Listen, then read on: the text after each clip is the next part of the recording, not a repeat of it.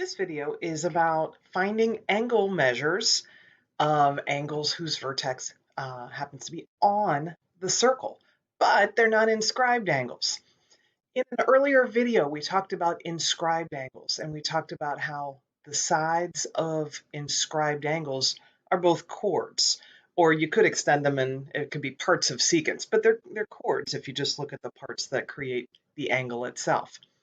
Well, on the screen here, I have another situation that can come up where we have a couple of angles whose vertex is right there on the circle, but these two angles are not inscribed angles because this side is a chord, but the other side is not.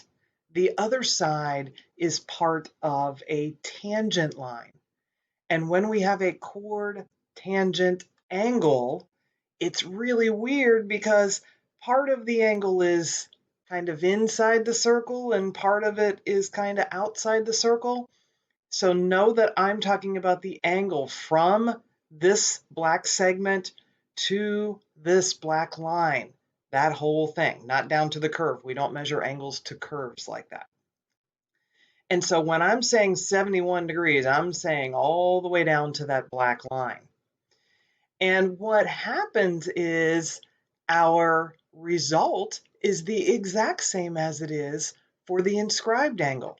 That this angle, even though it's weird and partially inside, partially outside, this angle is still half of this arc. And this angle over here is still half of this arc. And so between the two arcs and the two angles, if I know just one of them, I can find the other three. Because I know the two angles have to total 180 because the tangent's a straight line. And I know the two arcs have to total 360 because it's a full circle.